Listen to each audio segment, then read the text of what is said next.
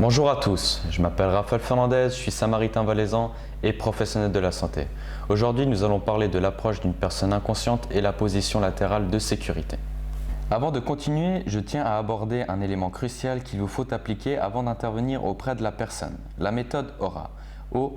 Observez tous les dangers potentiels. Exemple, une échelle, une voiture, tout ce qui pourrait être dangereux pour vous. R. Réfléchir à la stratégie que vous allez mettre en place afin d'intervenir efficacement et de vous protéger.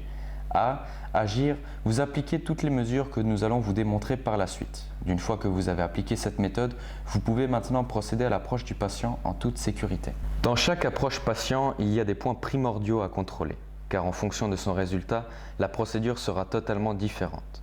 Premier point, regardez si la personne est consciente, entre autres si elle vous répond.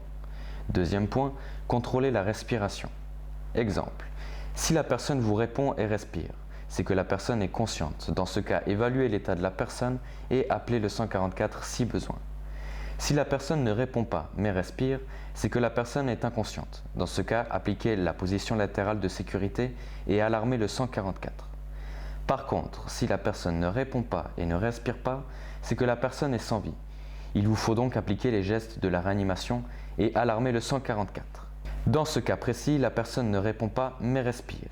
Donc il vous faut appliquer la position latérale de sécurité que nous allons vous démontrer maintenant. Il est important de rappeler que la position latérale de sécurité a pour but de libérer les voies respiratoires afin d'éviter une bronchoaspiration due au reflux gastrique. Première étape, approchez-vous de la personne et mettez-vous à la même hauteur. Il est important d'adopter une position stable et confortable. Je vous recommande de bien mettre vos deux genoux à terre. Il est aussi important de vous présenter et prendre contact avec la personne, car même si la personne est inconsciente, elle peut vous entendre.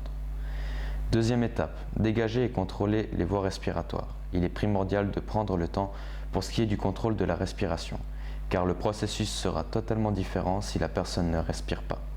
C'est pour cela que je vous recommande d'attendre maximum 10 secondes. Troisième étape, saisissez le bras de la personne et mettez-le perpendiculairement à l'axe du corps. Quatrième étape, contrôlez si la personne a des objets dans ses poches pour éviter de blesser la personne lors de la mobilisation.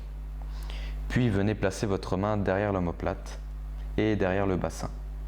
Il est important de venir saisir des surfaces solides afin de faciliter le mouvement et de le faire en un bloc.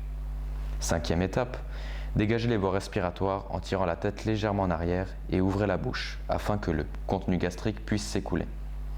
Sixième étape, pensez à couvrir la personne. Septième étape, appelez le 144. Et la dernière étape, surveillez tout changement d'état de la personne. Voilà, c'est la fin de la vidéo. Pensez à partager, prenez bien soin de vous et on se retrouve pour une prochaine vidéo.